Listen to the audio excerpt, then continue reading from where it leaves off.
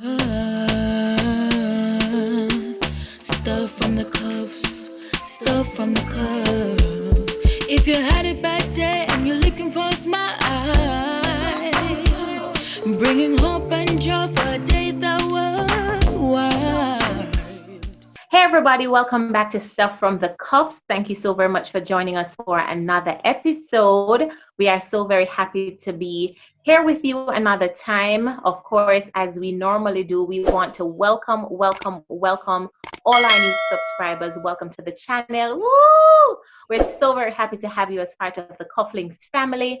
All our returning residents, big up on yourself. Thank you so very much for being on this journey with us. Our journey to 5K. We're getting close. Thank you so very much for being here. All right. So today we're going to have part 2 of a mini series that we started on Friday. So Suicide Prevention Week was from September 6 to 12. And as Brian hinted in our last video, we're going to have a special guest for part 2. Now, this guest, she is not a stranger to the channel in terms of us mentioning her and talking about her and thanking her for all the help and for all the guidance that she has given us over the years. Babe, hold on. You know what I'm saying? Me see she all get fan big up. On we page. Yeah? Well, definitely. I saw somebody say, thank you, Kala, and spelled her name 3 different ways. They must get it right. Just to ensure that them get it right. So, Kamala McWhinney, Associate Clinical Psychologist. We are so very happy to have you on Stuff from the Cuffs. Welcome. I'm so happy to be here. Thanks for having me, guys. Let me do the proper introduction. Formerly of the St. Jago High School. The best high school in Jamaica. She was the head girl, right, Kamala? Yes. She was the head girl. She was a principal. No. Right. I'm excited to have your panel. Guys, before we even get into it, remember when Kamala used to walk around school? Tell you now a quick story. Kamala used to have one shoes there, see? I think it's a rugged out back. And them strong shoes there. You know, your parents buy it from first form and it lasts till sixth form. I'm joking. But yeah, Kamala used to be a very strict head girl. And during that administration, with my cousin Winston Cuff was also a part of it. Like, people used to respect them a certain way. Yo, I mean, this is a man on the corner. And them a vibe and them a drink and all manner of things. And when them see the head girl and her team a come, respect due, man. Respect, yeah, man. Remember that, man. Anyway, sorry, back to you. No, over to you, Brian. So you can start the conversation. And guys, as I said before, I met Kamala through Brian. Yes, I met Kamala through Brian. But I can't take away my friend. Just take away my friend. Oh, well. Don't I take away all of your friends, your family, and everybody? So, Brian, let's start off with the conversation as it relates to Suicide Prevention Week, suicide overall. Kamala, I know I said Brian was going to start off the conversation, but let me start with you. No, Brian, you start. I already say you're going to start, so you start. Go ahead. Make up your mind. No, you go ahead. Go ahead, babe. All right, so the last video I did, I spoke about mental health and men and sharing their emotions and actually talking a little bit about my experience about having suicidal thoughts.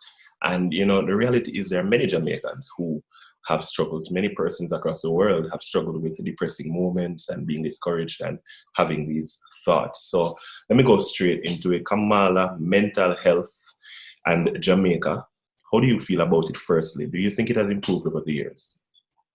I think, Brian, that we're having more conversations about it, and big up to you and Bass for using your platform for the very same purpose, which is a good thing. So more conversations ideally will lead to less stigma. So I think we're getting there. But because of the fact that the rates are still much higher than they should be, we still have a lot of work to do. So that's my stance. I'm grateful for what has been accomplished so far, but we definitely have a ways to go to reduce stigma and to get the message out into every corner of Jamaica about the fact that, listen, it's not a joking matter. right? That it affects everybody. It's no respect of person, no matter where you come from. Mental health issues can affect all of us at different points throughout our lives. All right. So Basilia made mention of speaking to you several times over the years. I've Without never. you knowing, Brian. That's fine. I've never spoken to you. I've never spoken to a counselor. I've never spoken to anybody. And funny enough, I've encouraged people to. And the reality is, men are not as likely to speak to somebody as women will. Why do you think that is? So, Brian, unfortunately, we have socialized our men that to be manly, the real type of manly, you're supposed to be strong. You're supposed to know how to hold it. That means that you almost don't have any feelings. We don't give men as much permission as we give women to feel and to express their emotions and to feel a wider gamut of emotions as well. So men are socialized to feel anger because that makes you feel strong, So it's only certain, like a teeny weeny bit of emotions, whereas women can feel disappointment and embarrassment and shame and jealousy and, sadness and these types of things. So I feel as though we have maybe unwittingly handicapped our men.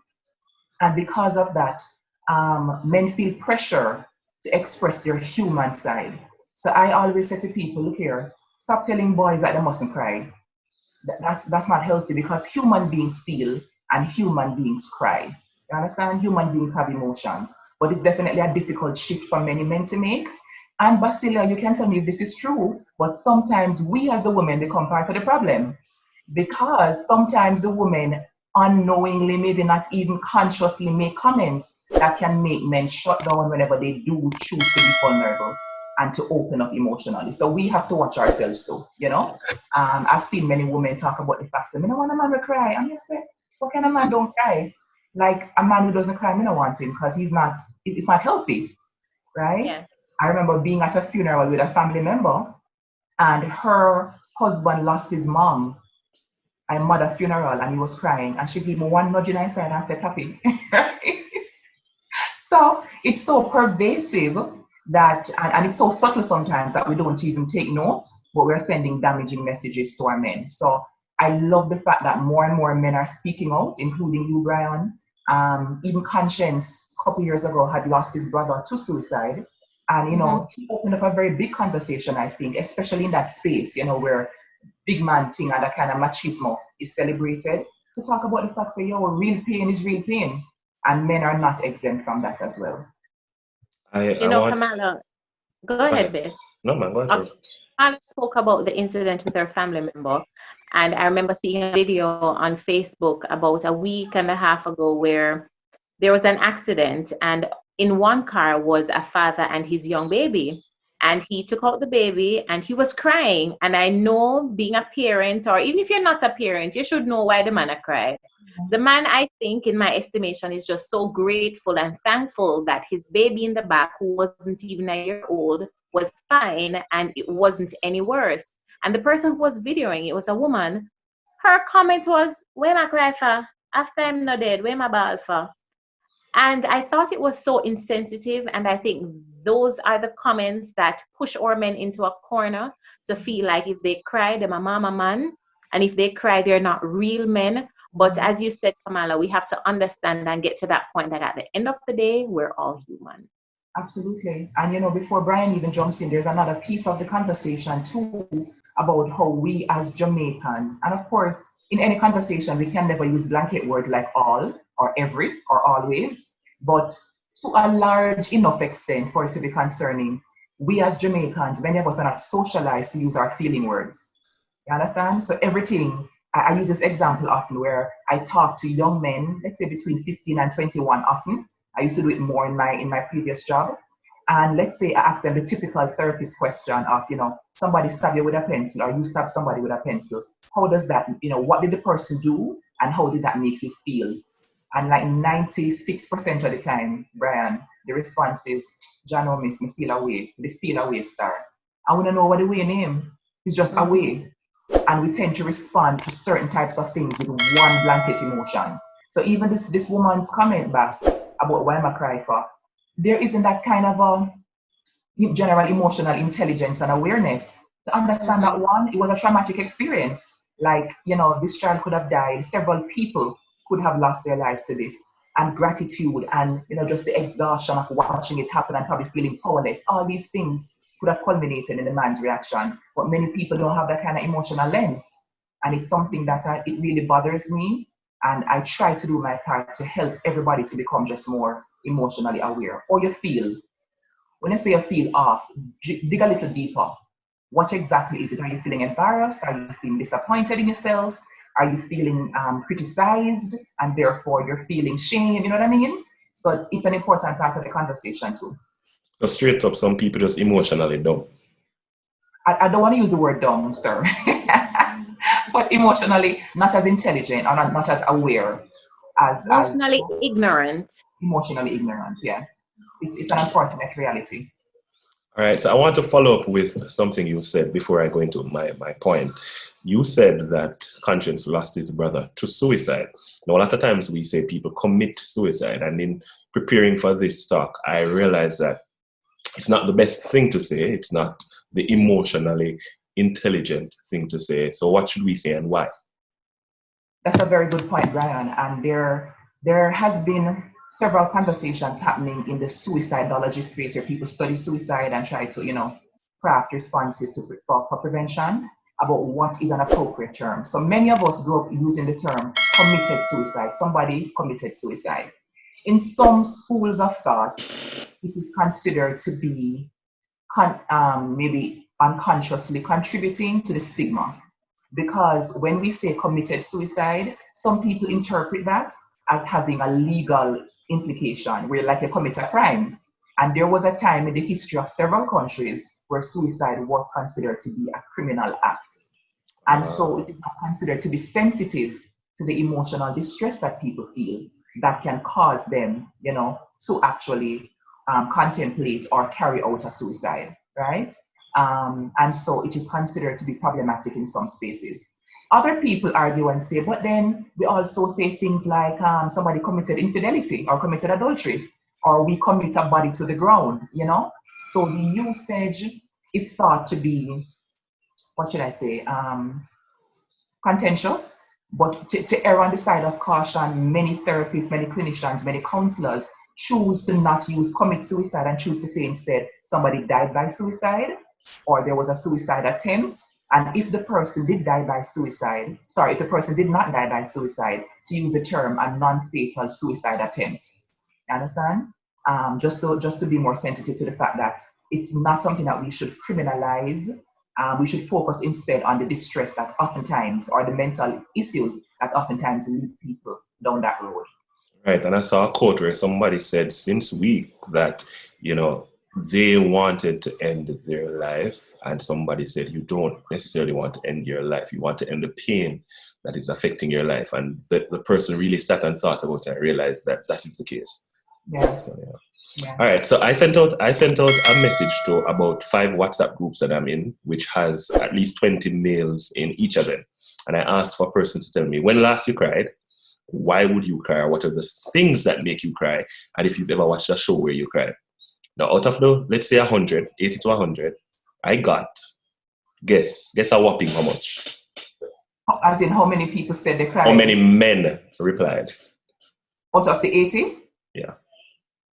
I'm going to say, because I think you're influential, Brian, I'm going to say about 60. Oh no, about 6. Wow. Yeah, and here's the thing. So it's closer to 10, but most of them didn't even respond for the first couple of moments. Then the first person who responded ran a joke about it. Yeah. Next man responded. After the joke came in, I sent a next WhatsApp message to all the groups saying, I know someone is not going to want to send a video, so send me a voice note, because I wanted it for the YouTube channel. Shortly after, I got one personal message. Nobody responded in the group. A next person, personal message. I got about 5. Then later on in the day, probably 2 answered in one group and 3 in the next. So I ended up with about 10 responses. But the responses, just the response, everybody read it. Somebody post a joke, everybody replied. Somebody post something about football, everybody replied. But when it comes on to talking, about the pain that you feel as a man. First response is a joke. Second response is, yo, what kind of man that, you know. And the third response, when I got them, was private. And most of the persons, now I tell you this, as you said about the lady at the wedding, at the funeral, sorry. Several of the guys in their messages said they have not cried from between 5 to 10 years. Now, my previous video, I spoke about not crying for a year because of how I just feel like it never makes sense and, you know, it won't change a thing. 5 to 10 years of not crying. What type of mental space are our men in? So I'm not surprised, Brian, by the fact that there was a joke as a first response and that the subsequent responses were private. Because again, we create a culture where sex, if the man talk about volleyball hurt up feelings and so that's not cute and attractive. That's not macho. That's not strong. And so unfortunately, we drink the Kool-Aid, on both sides of the gender line. We have ingested the Kool-Aid. And so we are playing into it as women and the men are playing the same game with us as well. So it takes conversations at like smaller levels, like those groups to say, it's a safe space. But that is something that will take time. And even within relationship units to say, listen, we are going to be healthy human beings in this relationship. We're not playing no wallipah, stigmatizing game of man not supposed to. Tell me how you feel, let's talk, and I'm going to do the same with you as your partner. So it's going to be a while, but I definitely think it's worth it. In terms of the space that men are in, I believe that many men stuff their emotions deep inside and find ways to rationalize, intellectualize, or in some other way deflect what they're really feeling, because it's difficult to accept that I am hurt. Because by feeling hurt, and especially if you feel hurt, Brian, in a way where you have an immediate, an immediate plan of action, you don't feel like you can actually do something about it, and you may feel slightly powerless, that can be devastating because, again, of how we socialize our men to be power agents. You understand? So if you have a struggle and you can't fix it, it can be just too difficult to admit it to yourself, because then where do you go? All of your manness doesn't really amount to a solution. So it's like, it can be really terrifying. And so many men just find a way to drink it out, smoke it out, escape it out, beat it out, whatever it is, sex it out. You understand? And that's not healthy. So better coping strategies are needed, and it has to start with the willingness to say, as a human being, we feel mashed up right now, and that's okay. But Bas, even for you as a woman, when you went and you got counseling, was it easy? You just say, "Oh, I need it," or just go and get it, or did you still face some of the mental stigmas or the possibilities that people may say, "Boy, why you need to see a counselor?" And all that? So I don't know if Brian remembers this, but the first time I told him I was going to get counseling, I said, "For what?" Oh. He said, "For what?" Yeah, so like something I would have said. He said, "For what?" And I'm talking about when we were in the dating phase. I said to him, first I had said, "Do you want us to get counseling?" I'm not talking about marriage counseling. I was talking about counseling to help him through what he was going through. And he said no. And I asked several times and he said no. And when I realized that, okay, this door not really opening, I said, all right, let me seek help for myself and for my mental health so that I can help him through the process. So even though I realized that he didn't want to get the help, I was not going to say, all right, well, if you don't want the help, well, let me just low him, because at the end of the day, I knew this was my husband to be, and I could not take the chance of him dealing with things by himself and then possibly making a mistake. And so I said, all right, let me just do what I need to do as the woman with our good man to be. Let me do what I need to do to help him through this process. And so, babe, you were the first person to try and dissuade me. You were the only person I said it to, as a matter of fact. But when I realized that you weren't feeling it at all, I decided to just go ahead, because I was comfortable with Kamala. And I knew that she would meet me at a place of, no judgment. I knew she knew of your situation, and I knew that I could pour out to her. And so I felt comfortable. And so I didn't really have any mental objections to it. The objection actually came from you. But I went ahead and did it anyway, which is why, Kamala, I did not tell him that I spoke to you. He actually knew that I spoke to you when I did the video last week. He didn't know before. No, I didn't know about 2 times. I told him right before. I didn't know about 2 times. And you know, Bas, it still touches me deeply and surprises me sometimes how a small conversation can do so much for somebody. And as Brian was asking me the questions leading to prep for this, he was asking, does talking really help? And Bas is proof of that, because to be honest, I never even remember saying me and Bas had no, like me and Bas were sitting down because I was stranded in Mandeville waiting for my bus. And I came back, guys, and you went out, Brian, and Bas and I were talking. So to me, it was a conversation as opposed to a counseling session, because, you know, I wouldn't go into like a You're just a natural counselor. For your talk, you just counsel. And so it's so amazing how a convo, you understand? Just a heart-to-heart, somebody listening without judgment, somebody who you know that even if you tell them the depths of your situation, they're not going to carry it back to anybody, even your partner, that he can stay with you, that can do a world of difference for all of us. And I'm glad you asked that question, Brian, because I want to share my experience with mental health as well, even as a counselor. So part of the reason it was one of the final signs from God that I should go into psychology. When about 16 years ago, I went through clinical depression. 16 years ago, Kamala, you don't look so old. Brian, I'm up there, baby. Plus I'm young, but the number of them is small, right? So 16 years ago, I went through my own journey with clinical depression. And let me tell you, the pain of it is real. And back in those days, I used to try to write poems to kind of try to capture it. And trust me, it's amazing to me even now how difficult it is to find the word to describe the pain that depression can bring, right? And so looking back, I realized that I went through that situation and God is still using it to help other people. Because when I sit down with somebody, they tell me, say, let me tell you, Miss Counselor, I'm completely sure that this doesn't make no sense. It's a lie them tell we in a Sunday school. There is no better coming. We can't go no further. I get it. Not intellectually only, but in my soul, I get reality. it. I was at a place where no scripture couldn't assuage me. No, nothing couldn't, like people call me and pray with me and I was just rolling my eyes like, okay, how long before this is over? Because I was at a place where to me, there would be no better. I was in a trap and it was dark and it was heavy. And as a clinician looking back, I can fully see how depression literally warps our thinking.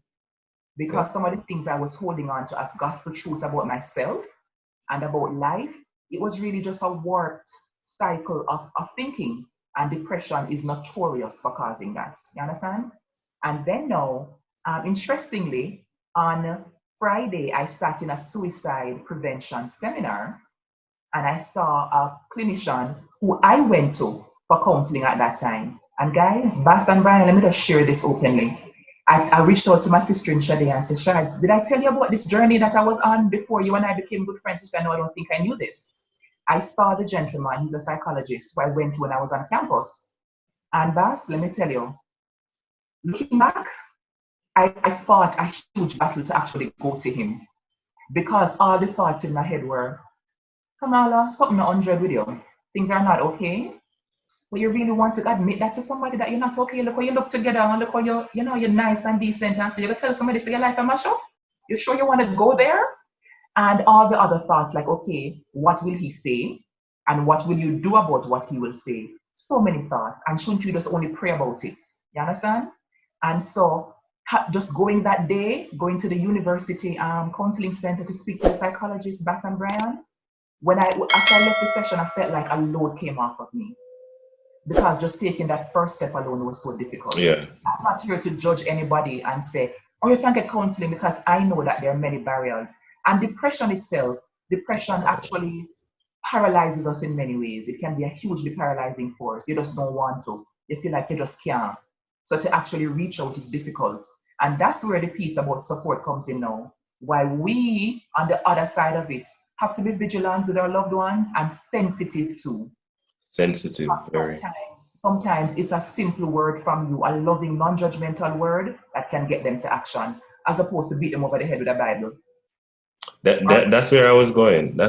You speak about being a clinician and actually I mean, even now, I'm sure if you need to, you would go and get counseling. And Absolutely. you may mention that you are a Christian, right? And one of the things I know, and with all due respect and all the love in the world to all of us who are Christians, sometimes we get it wrong in how we view this thing. If you say you're depressed or you're sad or you have a suicidal thought, it's a devil, and you leave it out, and you've done this, so go pray, or make a pray for you. Is that the right approach? It could never be, Brian. And I feel as though, listen, if you don't want to get me started, keep me on this topic because I struggle. I struggle. I feel as though sometimes because of our faith, we feel as though we have to be defending God, like we have a personal duty to be God's lawyer, to almost make it seem as though nothing else in this life is needful apart from the Lord God, His Word, and the church. And that can't be it. I wear glasses because my eyesight isn't 100%. See them here? I'm like them, right? Somebody could argue and say, why don't you pray for God to heal your eyesight? I don't know that God is going to heal everything in this life through divine healing. I don't see that happening. You understand? So He created experts. He gave us knowledge to be able to help people through different things. I remember going through my depression and having a pastor preach one time, a visiting pastor preach that I hear some people talking about how they have lost their joy. So you could have careless with your joy, you make Satan steal it. And I cringed inwardly because I know that though well-meaning, it can be devastating to persons who are battling. It can add another layer of pressure to them to say, why can't I snap out of it? Am I not believing enough? Am I not, having enough faith? And so on. So I definitely believe that as a church, as a body of believers, it's important for us to get more sensitive to the fact that just in the same way that many of you who preach and speak in tongues have diabetes medication in your cabinet, it's the same way that other people, their pancreas is working fine, but their minds are struggling. Their brain is struggling. Maybe their thyroid glands are struggling, which can cause depression, can lead to depression. It's important for us to normalize the fact that we have different types of struggles. Yes? And even if diabetes can be caused by spiritual affectation, i.e. demons, right? We can still use some medication to manage it. So stop telling people, say just pray alone and you're supposed to feel better automatically. It's not normal. We're dual creatures. Absolutely. But you said my depression. That's wrong too. You're holding up to it. My depression. So Brian, we can get phraseologically correct and use all the right terminologies, but the fact is that if you have a wound, an emotional wound, you have an emotional wound. And until we create a space to air it out, meaning to talk about it and to ventilate it and to really, we can't heal what we don't face, what we don't confront. And if we even look in scripture, I believe that Jonah was deeply depressed. Jonah got lie down underneath one tree and Jonah was despairing. And there are many biblical characters who we hold up as heroes who the scripture actually said they despaired for their lives. You understand? And so we need to check again and just become more sensitive to the fact that, listen, we have different types of wounds and struggles and we need to have support for all of them. So Kamala, for those who are listening right now, because I know a lot of people suffer in silence, they don't necessarily want to reach out to somebody, or they have not gotten to that place where they feel comfortable enough mentally in order to make that move. What would you say to somebody who may be struggling with suicidal thoughts or may have suicidal tendencies? By the way, is there a difference between suicidal thoughts and suicidal tendencies? And what would you say to them? So to clarify, right? Suicide has different components. It can start for many people with the ideation, which means you're having the thoughts, as you mentioned, Bass. I'm thinking of ending my life. I'm thinking that it's hopeless and there is no point. And then as clinicians, we also make a distinction between, are you just thinking about it or have you made a plan? Do you have a concrete plan? Or has there been a previous attempt? So all of these are risk factors that we use to assess suicidality, right? How likely somebody is to actually, attempt taking their own lives. And so are you thinking about it? How often do you think about it? Have you made a plan, and have there been a singular or multiple previous attempts? Okay. And do you have a strong inclination to continue attempting? these are things that are important to assess. If there is someone who's listening, I normally start with my clients about the fact that depression, which is one of the things that can lead to hopelessness and suicide, is fixable, it's treatable. So I often try to appeal to them to say, listen, there is hope. Because you feel completely distressed now doesn't mean that it is the reality, or feelings sometimes lie to us. Sometimes we're convinced that the world done, there is like, this is it. And if you can look back at some of the things that even we have overcome, you can see a track record for the fact that sometimes our feelings lie to us. Sometimes we don't have enough evidence, but we respond as if we do have evidence that there is no hope. I normally encourage people to reach out and talk to somebody who you think you can trust. And just in the same way that we established it earlier, Bass, talking helps. Talk therapy can do a world of good for us. It can make a huge difference, right? So I normally start with that. And from a Christian perspective, if I'm talking to somebody who has a similar belief system, I will say to them, I believe strongly in purpose. I am God's idea. God thought me up for a particular purpose, right? And if it is that I have purpose in the earth, I'm going to take my purpose done, yet I still have more things to do. And I try to appeal to that side of them, to say, there are things that you are here to do. There are things that you are here to accomplish. There are people whose lives you will impact and add value to, and to encourage them to, move in that direction. But of course, that's only one piece of it, because sometimes literally the neurochemistry is not healthy, right? Brain chemistry has gone out of whack. And so there may be need for other support, but I want to at least get them in a conversation of wanting to move towards the light, so to speak. Practically speaking, there are many counselors out there. If you're looking for a counselor, you can go onto the Jamaica Psychological Society website. They have a list of counselors with their contact information. You can reach out there. Family Life Ministries is another very useful resource. Choose Life International Ministries is also another very common one, a very robust ministry. And the government of Jamaica recently, in association with Choose Life, put in place a hotline, 1-888-NEW-LIFE. 1-888-NEW-LIFE that you can call 24 hours a day to talk through whatever mental health challenges you might be having. Yeah? So that's it for the persons who are experiencing it. It doesn't have to be a permanent situation. Depression is treatable. Mental health issues are treatable. They can be fixed. And additionally, find someone who you can talk to. Yeah? Start the journey. Just make one step towards getting help. And for the other people now, Brian and Bass, who are in the space, there are things that we should not be saying. It's not helpful. Yeah? Things like, sure, at a time it bother you? Don't minimize people's pain with those kind of comments. At a time that I took up on your head, look here, look how much things God has done for you, be grateful. It's not helpful. It's not helpful. Things like, boy, just snap out of it. Just think positive thoughts. Or depression is a choice, a very dangerous thing to say, right? Because then it can add to blame. Then, Lord God, look how me I choose bad things for myself. We have to be careful with our language. Wow. Yeah.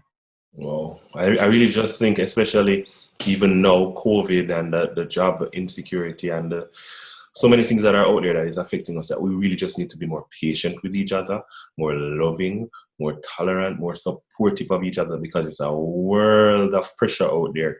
And really and truly, we have to really try really hard to help somebody else. I'd like to close with this.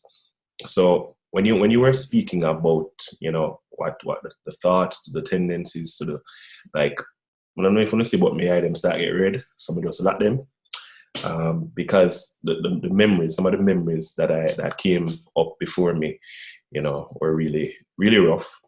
But I think there's a school of thought that says that you shouldn't talk about it, or shouldn't talk about tendencies or thoughts, because just talking about them may be giving somebody the go ahead, so to speak, or somebody maybe pushing somebody to just go further into depression or further into a hole where they may never come back from. So there's the flip side. Talk about it, don't talk about it. What should we really do? So there is the school of thought about contagion, which is that sometimes suicides tend to happen in clusters, right? And that is, statistically, it seems like a thing, right? Where People can be influenced by other suicides to move in that direction. However, not talking about it is not creating a solution. It's not allowing for help for those who need it. And so definitely talking about it, but in a trained and sensitive and intelligent way is what I advocate for. So if it is, many of us don't know what to say, Bass, to somebody who will call you and say, Bass, I feel like I want to take my life. And it's okay to not know what to say. Some of the times, the best thing we can do is just be with the person. Let them speak. Sometimes we errantly rush in because we want to fix it. I want to be your hero. I want to save you. I want to make you okay. I want to give God the glory through me, right? Sometimes the best thing that we can do is to say, Bass, you know, I can only imagine the pain you're going through. I'm sorry you're going through that. I am here for you. Please know that I am here for you. Where are you now? Can I come and be with you? You understand what I mean? You can call me tomorrow, and if I don't hear from you, I'm definitely going to call you back and follow through to show people that there is at least one human being I can count on. Because sometimes when we're that depressed, we're contemplating suicide, it can feel as though everything has failed and everyone has failed me.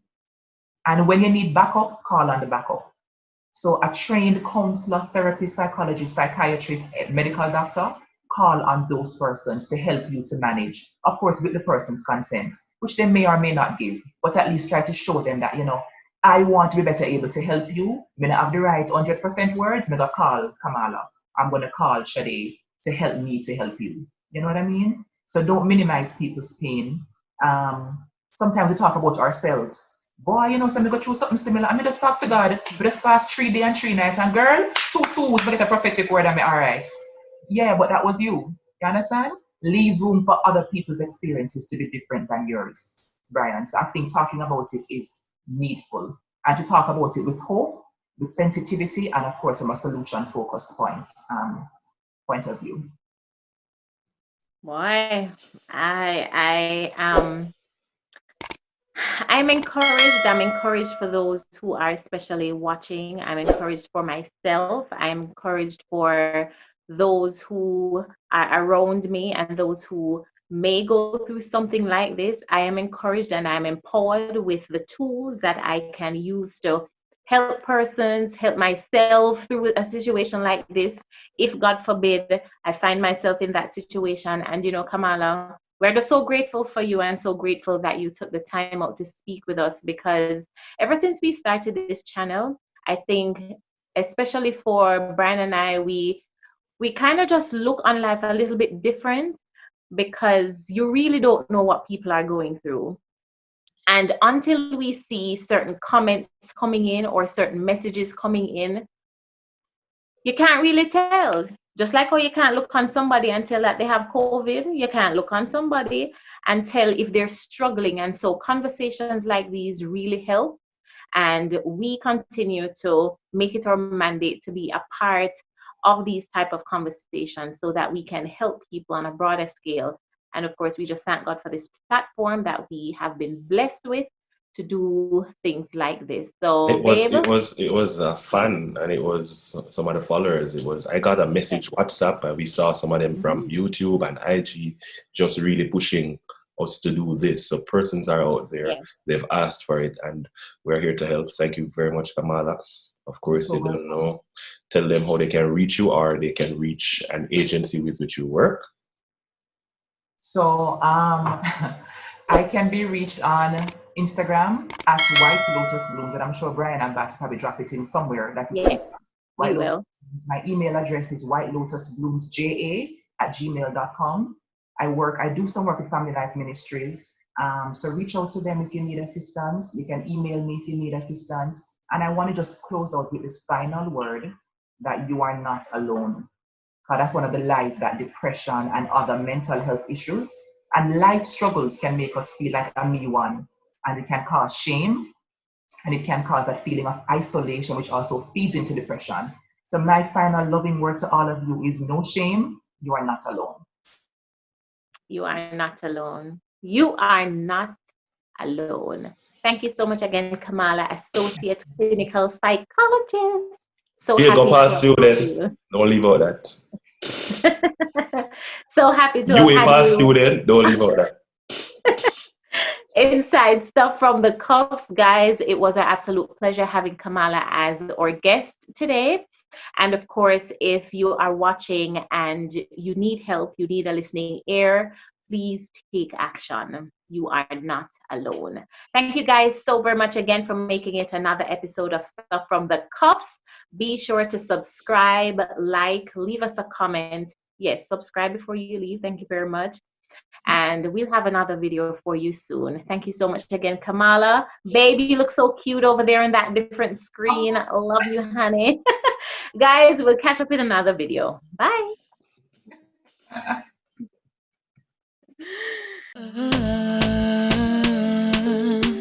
Stuff from the cuffs, stuff from the cuffs.